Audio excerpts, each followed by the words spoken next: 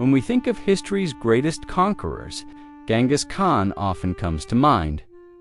But behind his victories lay a darker mastery, the art of fear, not just armies and horses, but punishments so cruel, so calculated, that entire cities trembled at the mere mention of his name. In this video, we will uncover 5 terrifying torture methods that Genghis Khan himself devised. 1. The carpet crush. Among all the punishments Genghis Khan used, none reflected his blend of pragmatism, tradition, and strategic cruelty more than the carpet crush. This method was not about spectacle. There were no screams echoing over battlefields, no fountains of blood to entertain soldiers.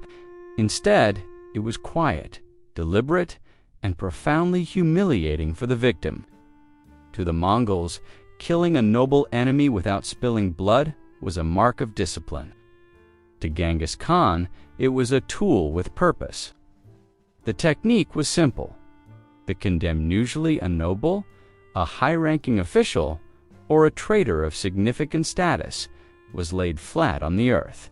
Their arms and legs were often tied, not tightly, but firmly enough to prevent struggle.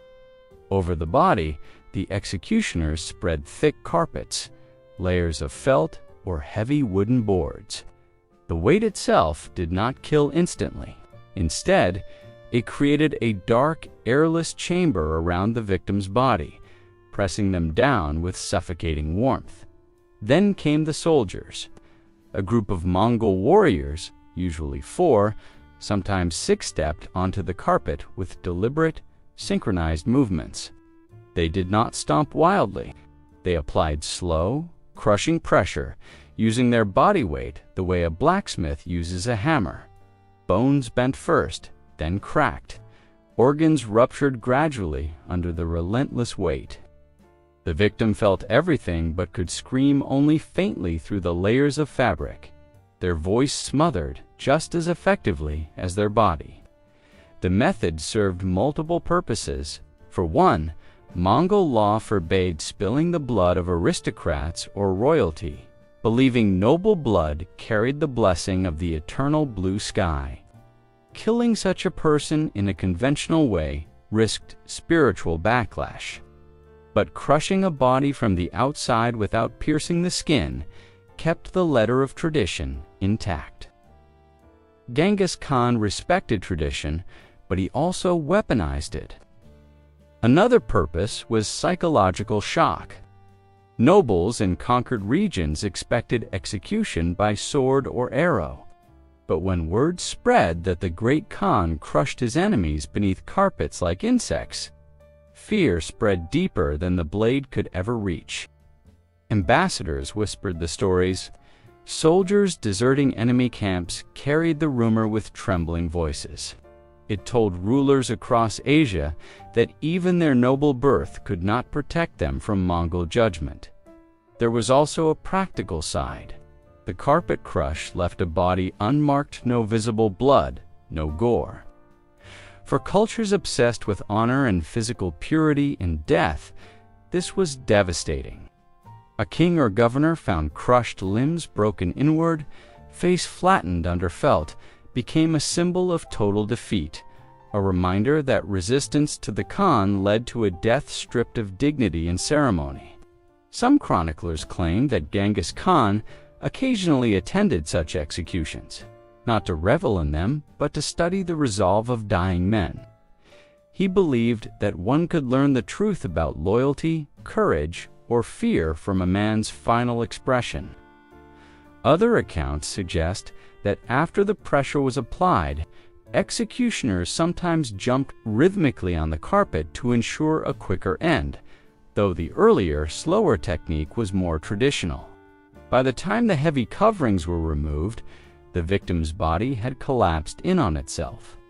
Bones were fractured internally, but the skin, mostly intact, made the death seem peaceful at first glance. Only those who lifted the carpets knew the violence that had occurred beneath. In Genghis Khan's empire, the carpet crush became more than a method of execution. It became a symbol of the Khan's rule, quiet, merciless, and inevitable to death by emptying the city. When historians speak of Genghis Khan's most terrifying forms of punishment, they often focus on sieges, massacres, or battlefield tactics. But one of his most psychologically destructive methods came not from weapons, devices, or physical torture, but from forcing entire populations to participate in their own destruction.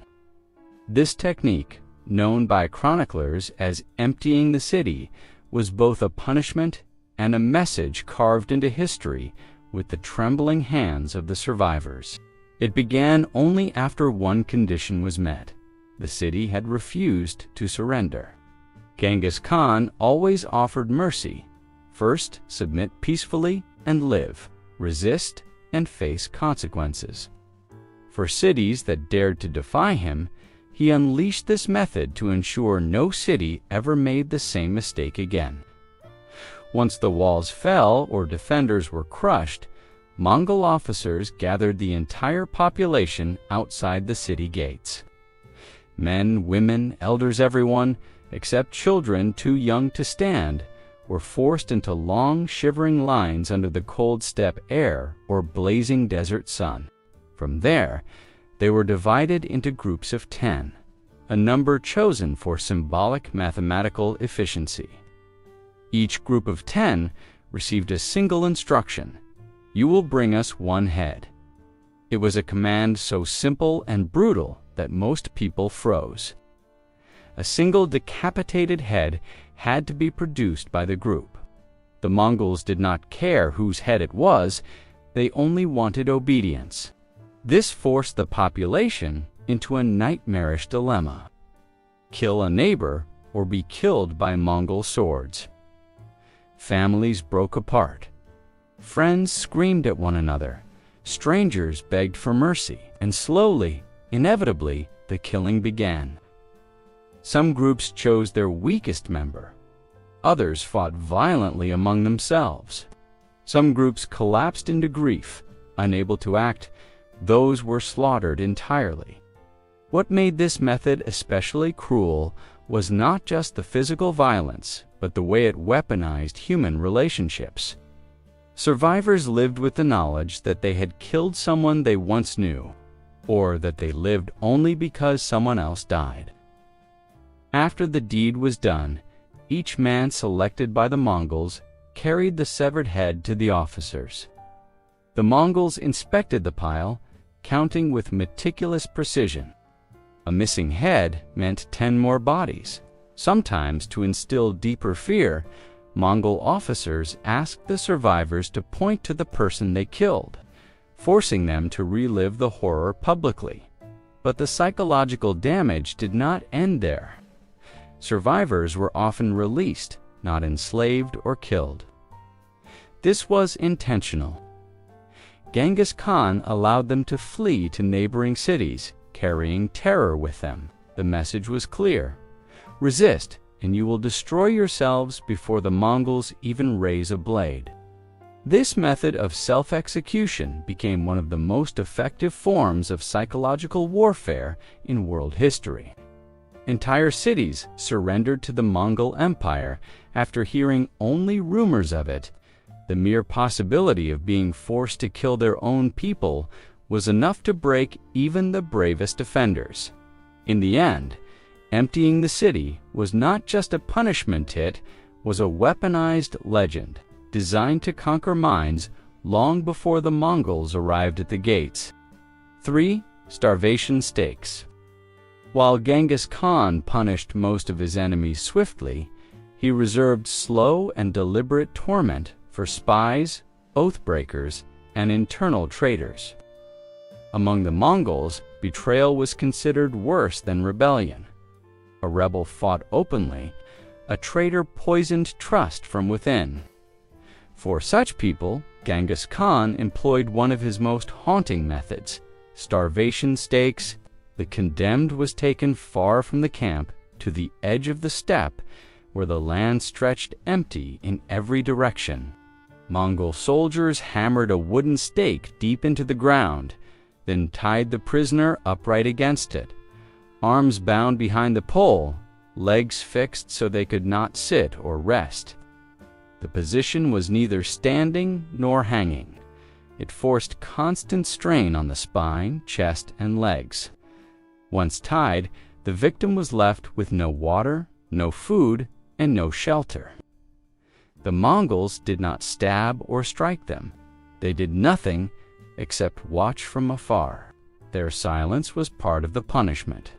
The condemned spent the first hours shouting insults, begging forgiveness, or promising information, but the steppe swallowed every word. No one answered. By nightfall, the temperature dropped sharply. Even in seasons when the day was hot, Mongolian nights were known for their brutal cold. The prisoner's body shivered violently, unable to curl inward or conserve warmth. As the hours passed, thirst began its quiet assault. Lips cracked, tongue swelled, the throat shriveled like a dry leather strap. By the second day, hallucinations set in. The condemned saw moving shadows in the distance, sometimes water, sometimes approaching riders.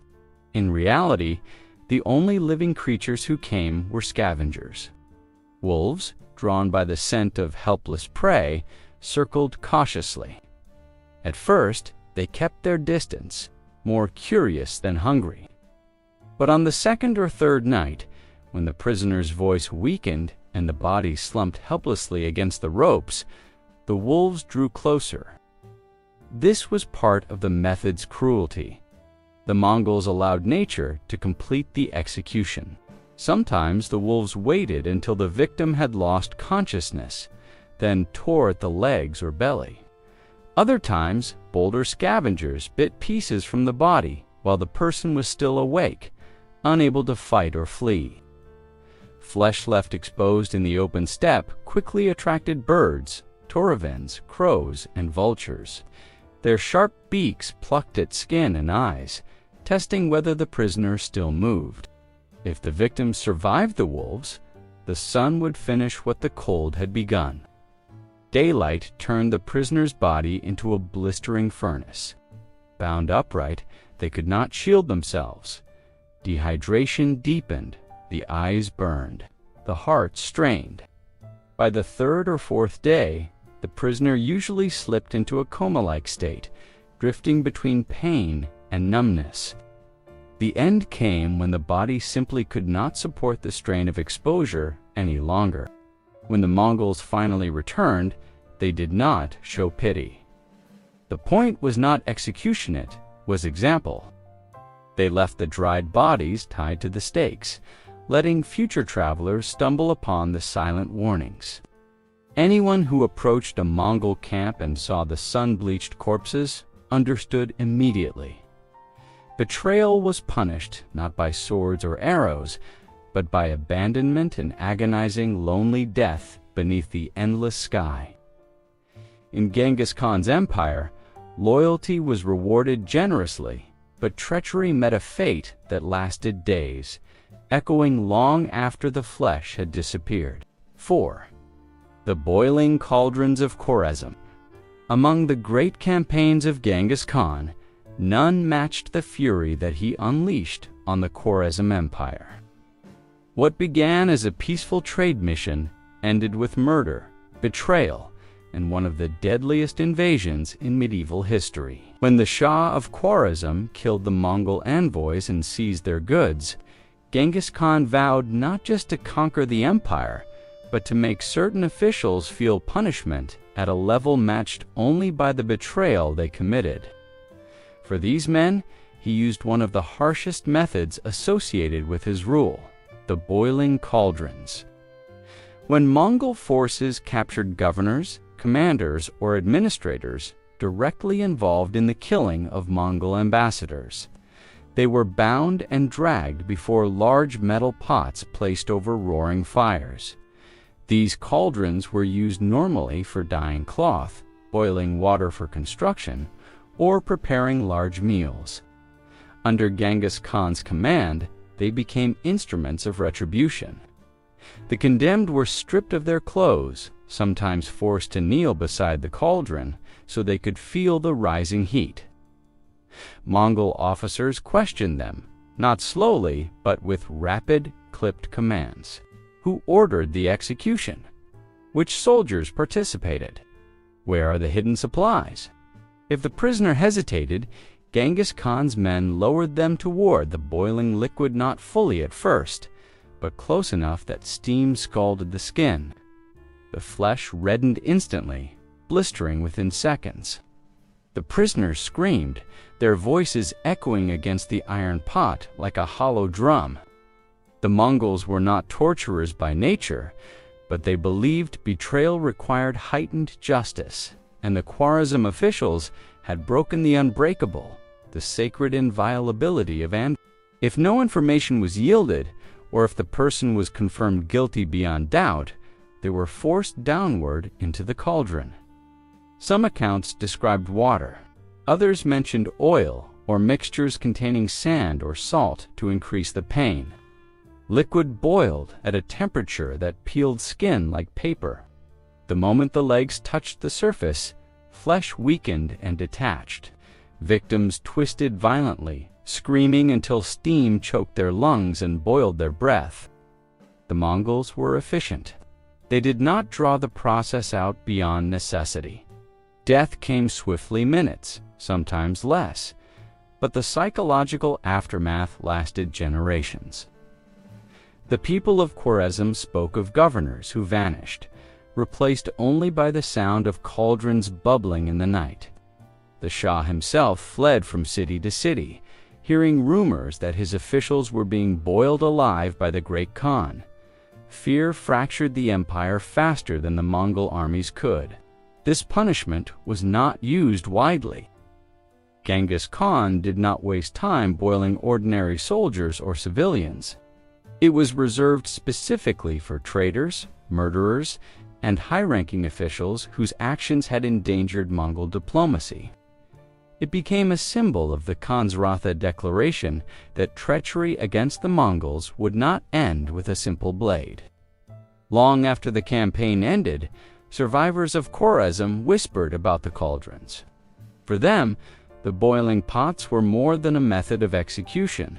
They were a reminder that the wrath of Genghis Khan was precise, unforgettable, and often hotter than fire itself. 5. Siege, starvation, and human shields. Genghis Khan was not just a master of battlefield strategy. He was a master of fear itself. While many rulers relied on brute force or sophisticated weapons, the great Khan perfected the art of psychological warfare. Among his most chilling innovations was the combination of starvation sieges with the use of living human shields, a method that punished cities, humiliated populations, and eliminated resistance almost without a sword striking its mark. When a city resisted surrender, Mongol engineers and officers surrounded it with fortified camps, cutting off food, water, and trade routes. But Genghis Khan did not stop at mere starvation. He captured civilians from nearby villages, often men and women, and forced them to march in front of his soldiers during assaults. These innocents became moving shields, absorbing arrows, rocks, and even fire from city defenders. Each step they took under the sun or cold was a punishment in itself, each stumble a potential death sentence. This method served a dual purpose. First, it protected Mongol troops from harm during attacks, turning the enemy's own arrows and defenses against them. Second, it instilled terror in the besieged population. Inside the city walls, defenders watched in horror as neighbors, family members, or villagers people they recognized were crushed, wounded, or killed while performing the Khan's grim marching ritual. They realized that surrender might spare themselves, but resistance guaranteed agony. Not just for them, but for everyone they loved. Starvation intensified the cruelty. Captured, Civilians were often given little or no food during these forced marches. Their bodies weakened rapidly, muscles trembling under constant pressure, legs swollen and blistered. Some collapsed, only to be prodded back into line by Mongol soldiers' spears. Others fainted, and the weak and elderly frequently died along the way, left as gruesome warnings for those who dared defy Mongol authority. The siege itself became a theater of terror. As days turned into weeks, the city within the walls grew gaunt. Defenders saw the slow erosion of hope mirrored in the suffering of the living shields. Hunger drove some to desperate acts, breaking morale from within. Others surrendered outright, fearing that continued resistance would lead to the total annihilation of their people, one life at a time. What made this method uniquely Genghis Khan's was its strategic psychological layering. The combination of starvation, public suffering, and helpless civilians forced defenders to confront a truth. Resisting the Great Khan was not merely a risk of defeat, it was a risk of becoming complicit in the agony of those you swore to protect. Mongol officers understood that fear could sometimes achieve what armies alone could not. In the end, the surviving civilians were not always killed. Some were enslaved, others released to spread news of the Khan's might. But everyone who witnessed or participated carried with them a memory of terror, a story of how survival often required complicity in suffering. Across the steppe and beyond, tales of these sieges traveled faster than Mongol horses, and cities often surrendered at the first sight of approaching banners. In Genghis Khan's empire, every life could be a weapon, and every death a lesson.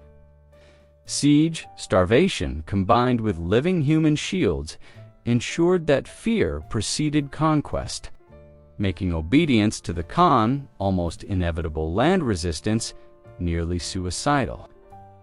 It was a method as ruthless as it was effective, a testament to the cunning brutality that cemented his empire.